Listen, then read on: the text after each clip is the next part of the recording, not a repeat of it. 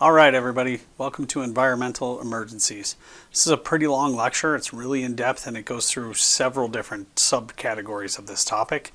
So we're going to break this up into probably about three specific parts so that we can make this a little bit easier to digest. There's a lot of information here, so try to keep up.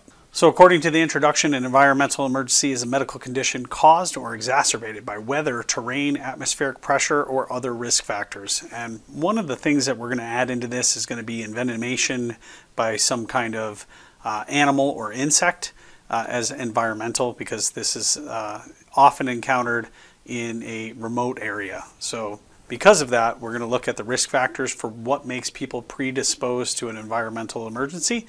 And obviously, age is going to be a primary concern there, because as we get older, we have less of an ability to compensate for certain things. Just as well, the younger population is not going to be able to cope with these extremes in temperature and conditions either. General health is always a factor in anything, whether or not somebody can actually tolerate some of the things that may cause an imbalance in homeostasis.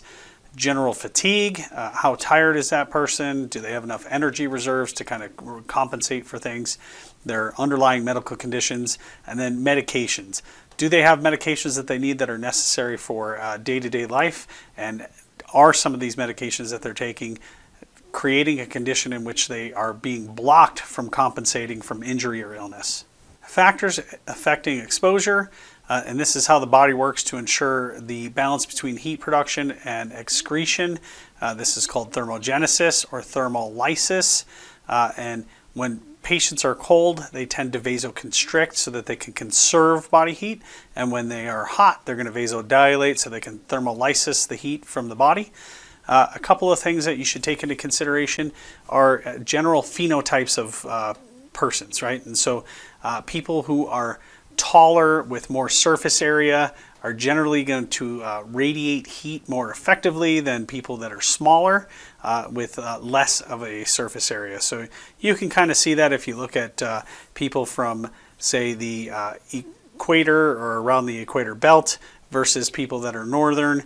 And you can really look at the phenotypes of body composition like that and kind of see who's suited for dealing with extremes in temperatures or needing to kind of conserve body heat at extremes. So if you're looking at this in the picture here, you have the hot environment. The hypothalamus is stimulated. The blood vessels will dilate, maximizing heat loss from the skin. And again, this is because we're taking all of the temperature of the core body and bringing it through the blood into the capillary beds, and then that is radiating heat, right? Because everything in nature wants to balance, and one of the laws of thermodynamics is that heat will always move towards cold until the two have met a equilibrium. A good way to look at this is if you have a steel bar and you heat it up on one end and it radiates heat towards the cold end, the two will ultimately end up in equilibrium, and the entire bar will be a certain temperature as it's radiating heat off of its surface and convecting heat through the material to the cold end. And in cold environments, the hypothalamus is stimulated and the blood vessels constrict, and this minimizes heat loss from the skin. The muscles shiver, and this creates extra warmth due to the increased demand, right? So metabolism has that byproduct, which is heat is generated when we create energy and then use it, and the shivering is meant to generate heat. So then this will result in an increase in body temperature. So this slide just kind of covers over what the chart showed, which is the factors on how a person deals with environment. This includes physical condition, age, nutrition, and hydration, environmental conditions, and then extremes are really not needed to produce a hot or a cold injury. And this can actually be seen by people who get lost in the woods on a summer evening. Consider that your core body temperature is supposed to be 98.6. and you lay against cold ground. And we'll just say that the surface temperature of the ground in the middle of summer, say on a hiking trip, is 82 degrees. The body, your body, is going to radiate heat into the ground, trying to equalize those two temperatures. Remember that the laws of thermodynamics state that heat will always move into cold until the two are equalized. In this case, you're never going to heat up the ground. And so what ends up happening is that you will continue to radiate body heat into the cold ground until you become hypothermic. When we're talking about cold exposure, homeostasis has to be maintained for normal body function. If we move a few degrees below normal body temperature, the cellular metabolism is interrupted. It's not actually able to continue its normal functions. And then the inverse is also correct. If the body temperature gets a couple more, or more than a couple of degrees over normal, then we are going to start impeding normal cellular processes. So in cold exposures, this can cause injury to individual body parts or the body as a whole. And this is what is taking the most amount of damage over what amount of time, and just how cold did that particular body part get. So there are 5 ways that the body can lose heat, and these are the general laws of thermodynamics and how heat will radiate. Conduction. This is direct transfer of heat from a part of the body to a colder object. This is just like I was speaking about. You're laying on the cold ground and you're radiating heat into the dirt. Heat can also be gained if you're touching something that's warm, and so this is kind of one of those things. If you go lay next to a fireplace and the ground is warm from the fire, you can actually start to pick up heat from the actual warmth of the ground. Now that's stating that something is that warm, right? And then we have convection, and this is when heat is transferred to circulating air. And so in this, convection is your typical house HVAC. When you turn the furnace on, you are using convection to warm the home. It is heating air and then blowing air throughout the house to try to stabilize air temperatures. The same can be said when cold air moves across the body. It's going to strip away heat. Evaporation. This is how sweating works. The conversion of any liquid to a gas that requires energy or heat, as that pulls the heat out to actually turn into the new phase shift, it's actually going to pull heat away. The evaporation is the natural mechanism in which sweating cools the body, and this is only to a certain point. We'll probably get into this a little bit later in the lecture, but the higher the ambient humidity, the less effective sweating actually becomes. And so while we live in the desert in this particular area, and sweating is one of the more effective ways for us to cool the body down, if you've ever experienced any of the deep southeast United States where the humidity is extremely high, often all the way up to 100%, sweating absolutely does nothing for you. It just makes you a little bit more miserable. Radiation. This is loss of body heat or loss of heat directly to the colder objects by radiating energy. And this is one of those things that, in regards to radiation, this is how a campfire or a fireplace generally works, is that the radiation or the infrared light or energy that is coming off the actual flame is what's causing the heat. So you can sense the heat against your skin, but the actual air temperature isn't nearly as what the sensation of that temperature difference is going to be. So as a normal process in respiration, or the mechanical ventilation, right, because we have cellular respiration and then we have the respiration in the lungs, and this is just oxygen being diffused across membranes into cells. The respiratory function or ventilation, as we're exhaling, because of the amount of surfactant and other fluids that are in the mucosal membranes and in the lungs, we are naturally letting off liquid every time we exhale. Now the rate and the amount of heat loss or gain can be modified in a couple of ways, and that's changing your heat production and then moving to a different area and then wearing insulated clothing. And by insulated, we're not talking about fiberglass insulation. We're talking about something that gives you a boundary layer of air around you. And this is generally something that will trap air around the skin, so it's a little bit looser than what you would normally imagine, and it's kind of a heavy knit so that there's a good warmed air pocket. Air in itself is actually a pretty good insulator, and as long as you can trap a heated amount of gas, of atmosphere around the body, it actually helps to maintain your core body temperature. This is the whole principle of why you can sleep with just nothing more than a sheet over you and stay significantly warmer than having nothing. And adding a blanket on top of that is going to increase the effect, but not nearly as much as you would think it could. Okay, so the pathophysiology of hypothermia, and this includes lowering of the core temperature to below 35 C, which 35 degrees Celsius translates to 95 degrees Fahrenheit. For whatever reason, we're using the metric system here, and most hospitals are going to use the metric system, which is going to be measured in Celsius, instead of the imperial system, which we all use in the US, where we're using Fahrenheit. The body loses its ability to regulate its temperature and generate body heat when we start getting below that. The defense mechanisms in trying to create heat start to actually be impeded, and eventually the organs such as the heart and the kidneys and the liver will all begin to slow down.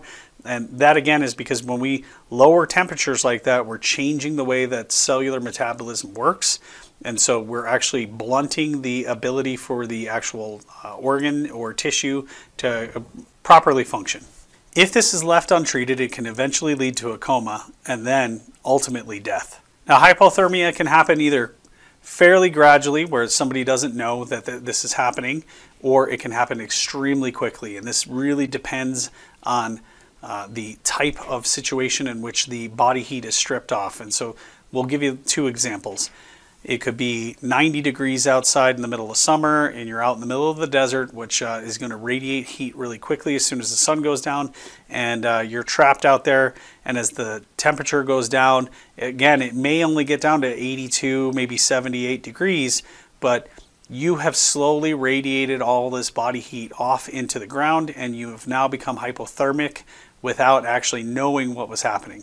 Or the inverse can happen, and we could say you're up somewhere where it's absolutely freezing cold, and you do one of the polar bear challenges where you crack some ice open and you jump into exceptionally cold water. We're talking 30, 40, maybe 50 degrees, and you're in there for however long.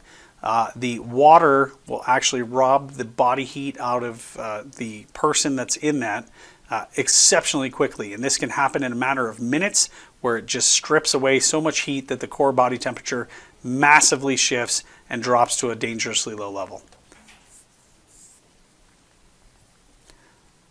Now, signs and symptoms of hypothermia increase in severity as the core temperature falls, and this progresses through 4 general stages. Okay, so we're going to assess general temperature. And now, in regards to general temperature, this is to pull back your glove and place the back of your hand on the patient's skin. And in reality, the idea that you're touching bare skin to bare skin is probably a bad practice. You could probably lay your forearm against somebody and get the same kind of sensation. And what we're looking for is skin that is a little less toughened up, so we want something that's a little more sensitive. The inside of the forearm would probably work well there, but if you have your gloves on, leave your gloves on. And then this says you should carry a hypothermia thermometer, which registers the core temperature. And the reality is that the only real way to test a core temperature would be a rectal temperature. And so we're not doing that in the field. This should be very self-evident by the patient's mentation. And in reality, just doing a tympanic would give you a little bit of an assessment value, and just kind of utilizing your sense of evaluation on the patient's condition. As we get deeper into this, you're going to see that the patients will have telltale signs that coincide with hypothermia. So we're going to go into mild hypothermia, and this occurs when the core temperature is somewhere between 32 and 35. The patient is usually alert and they're still shivering. The pulse rate and the respirations are usually rapid, and the reason for this is because they're shivering, and that's increasing metabolic demand, and so the body is trying to perfuse at a much higher rate. This is almost very similar to somebody who's exercising vigorously, but they're not nearly as exhausted from it, but they're not acutely aware of their exhaustion that's impending. So the patient may have blue lips and fingertips, and if you just think back a couple of slides, this is really due to the fact that they are vasoconstricting, they're shunting blood to the core, trying to keep their core temperature up while sacrificing the extremities. So it would be fair to reason that the hands would start to look cyanotic, as well as the lips, because these are parts of the body that tend to show cyanosis first in any kind of hypoxic situation. All right, moving into severe hypothermia. This occurs when the core body temperature is less than 32 degrees Celsius, which is 89 and some change Fahrenheit.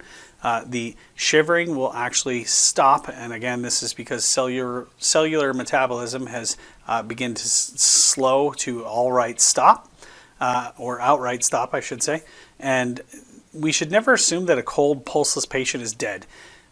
Just know that the body has now gone into this kind of stasis where things are not actually compliant. The patient will start to feel stiff, and because there's very little blood flow to any of the appendages, you're not going to be able to feel a pulse, and there may actually be just strong enough of a heartbeat to perfuse just the heart, the kidneys, the lungs, and the brain. And even that is really in a jeopardy kind of like state. So the general idea is that no one is dead unless they are warm and dead. Now, if we're going to talk about local cold injuries, we're going to get into things like frostnip, frostbite, and things like that. Most of these injuries are confined to the exposed parts of the body, and so this tends to be the distal appendages, which already are suffering from a lack of really good blood flow, which would help to keep them warm. And then when the body starts to shunt away, that creates an even more increase in the condition, and then we start to get the cellular damage and the tissue damage as a result. And so when these become very cold, but they're not actually frozen, this is called frostnip, chilblains, or immersion foot, which is also known as trench foot.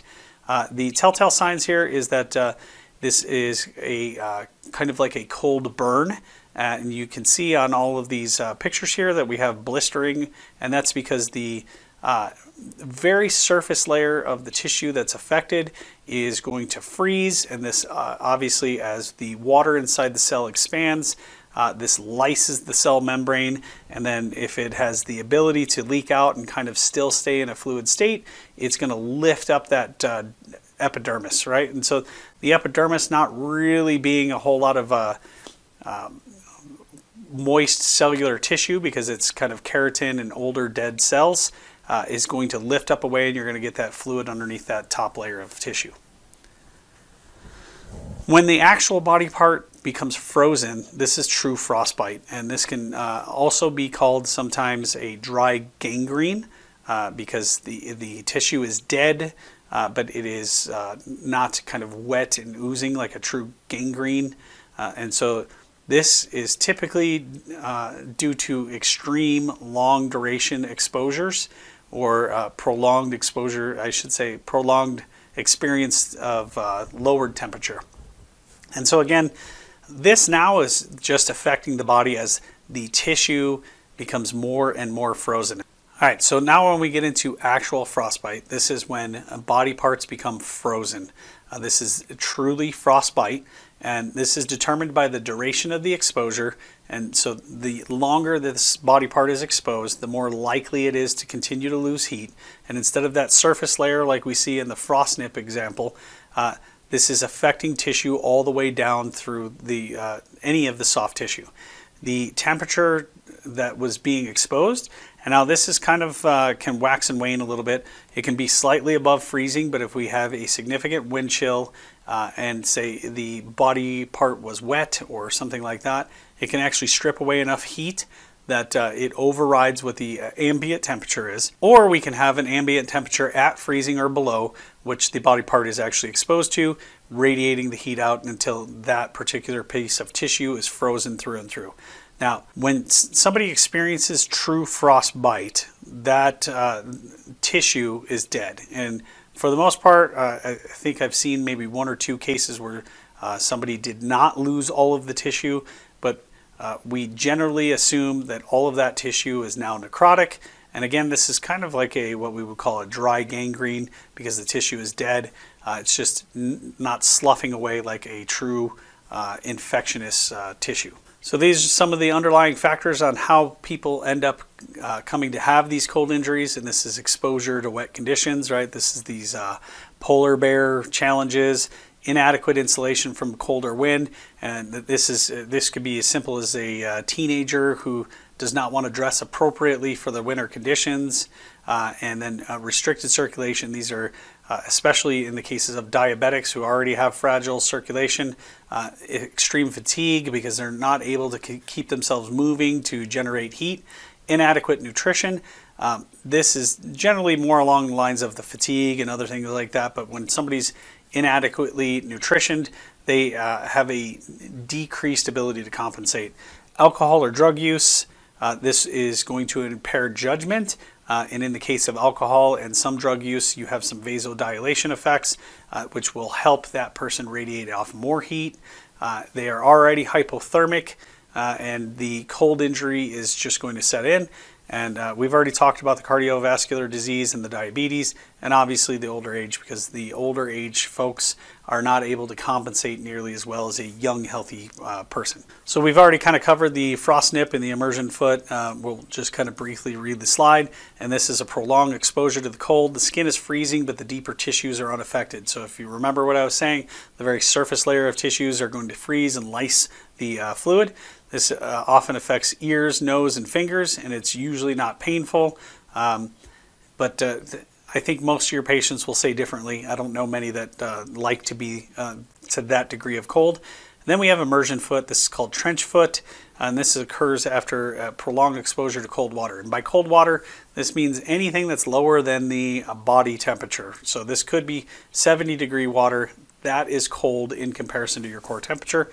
It's common in hikers and hunters. The signs and symptoms are pale and cold to the touch skin. The normal color does not return after palpation of the skin. So this is that capillary refill is delayed because the body is vasoconstricting and it's shunting away from that tissue.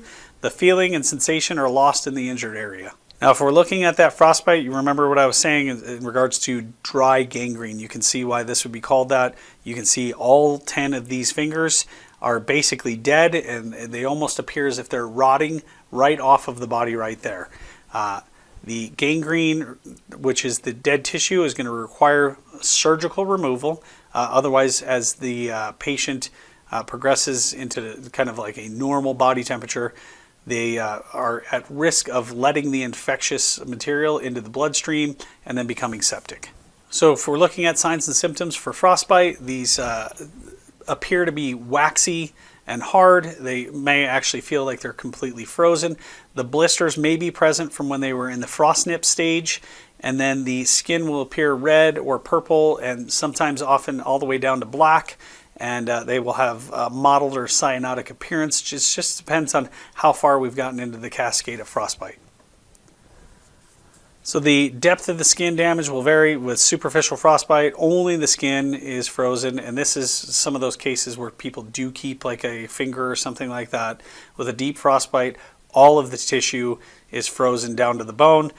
You are probably unlikely to distinguish this in the field, and you should just treat all of them as the full deal. So this says scene size up, and this says consider your environment. And I am going to caution anybody from taking a what we'll call a mission that you are not prepared for. So all too often providers will feel a sense of obligation, like they should go out and do something even if they're not dressed for the environment. And this is why we have specialty groups. We have mountain rescues or wildland or wilderness medicine.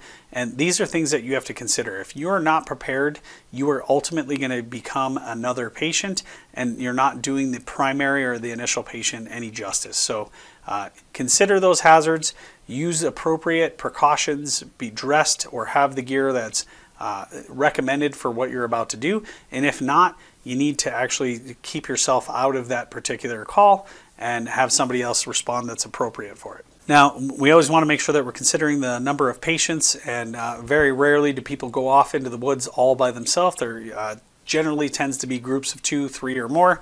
And so we should always kind of wonder how many patients are there. If one patient got to this particular point, it's very highly likely that there are other people that are with that patient that are just in the same way. And so you will want to get additional resources early, because it's easier to cancel somebody than it is to wait longer for them to get there. You're going to determine the mechanism of injury or the nature of illness, and then how did this person become hypothermic, or did they end up with the exposure that they've come under.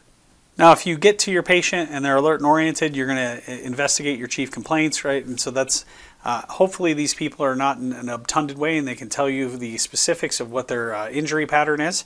If not, you're going to be doing a lot of investigating and you're going to try to deduce any kind of negatives to this. If you can get a sample history, this is pertinent to you as far as your documentation and understanding the underlying factors in which created this entire scenario. During your physical examination, we're looking primarily for life threats, and in this case, the life threat is going to be being hypothermic. Assess the area of the body that's directed. We're looking at the very far distal areas to see if they have some kind of frost nip or frostbite, and if it's truly just a hypothermia, we want to get them away from the elements and get them to where they're actually retaining some kind of heat, and this will be a passive to an active warming. Your vital signs are often going to be affected by hypothermia. Initially, they will have risen because they are trying to compensate, and then on the downwards or decompensating shock, they will actually lower to a point where the mental status is going to change all the way to unconscious. Word of caution when using pulse oximetry in anybody who's even mildly hypothermic, and this could be just somebody who's been sleeping outside in the summer overnight, like some of our homeless population. Pulse oximetry is almost always inaccurate on these people because their fingertips have already started shunting the blood flow away. And I've watched many a provider kind of get confused because they're getting super low O2 sats in the 60s, and that's really not the accurate thing, so we would consider that unreliable.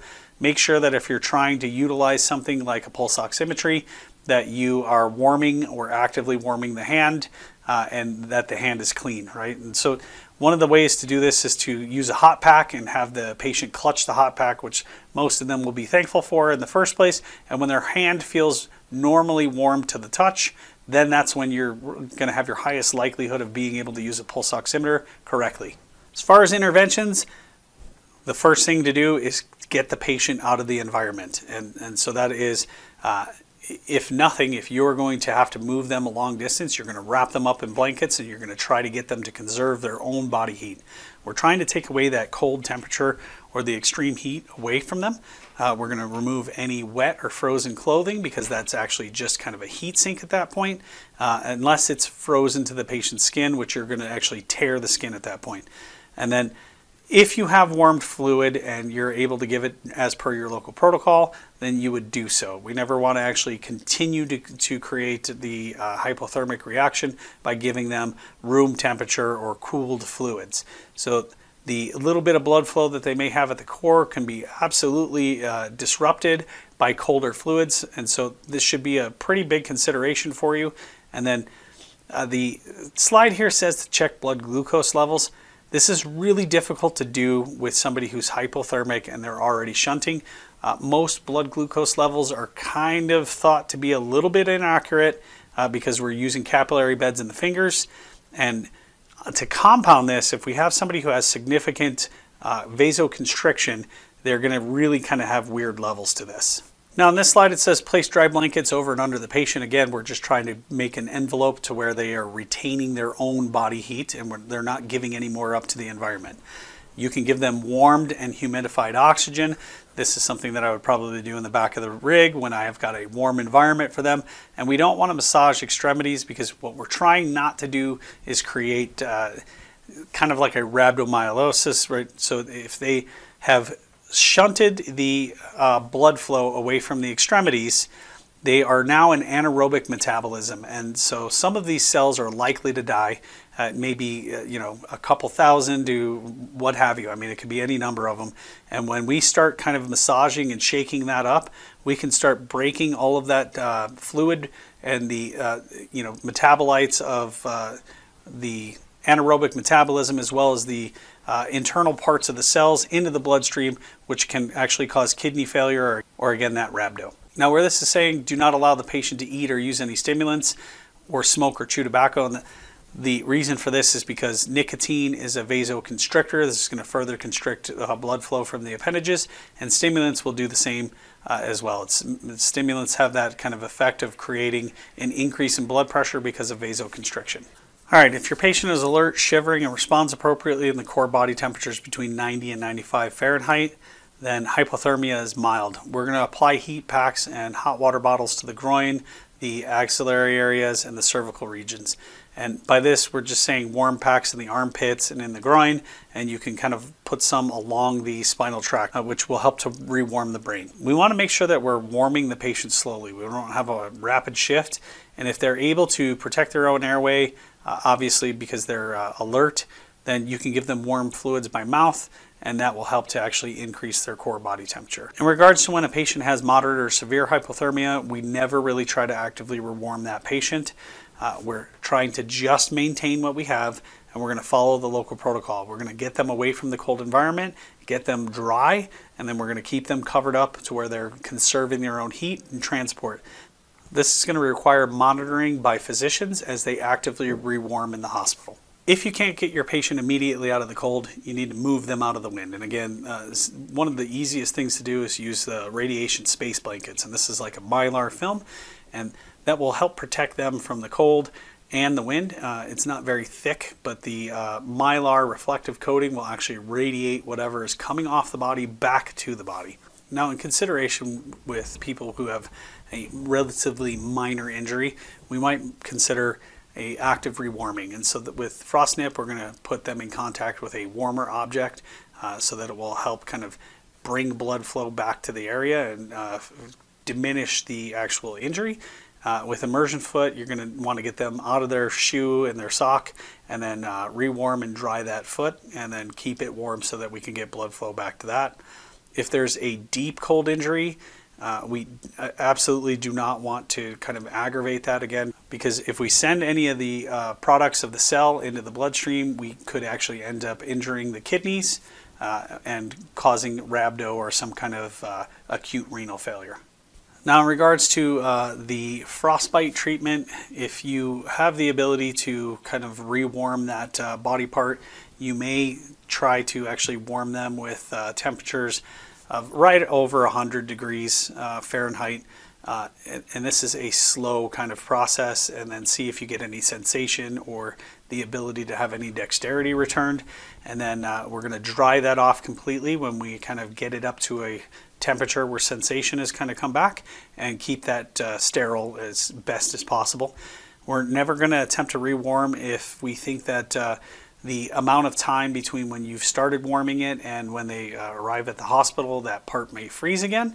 And if there's blisters, obviously we don't want to break them, because now we're opening that tissue up to the atmosphere, and any kind of potential pathogens will be able to invade that kind of dead or dying tissue really rather quickly. So in regards to cold exposure, and you, again, this is just like I said earlier, if you are not prepared for this particular mission, if you want to call it that, you need to actually turn this down. You should have some kind of survival training and a familiarity with how to kind of navigate through wildlands and woods, and make sure that you're appropriately outfitted. This is not just the clothing, right? You should have clothing, the necessary materials and supplies to treat your patient, and the necessary materials and supplies to feed yourself and keep yourself from becoming another patient.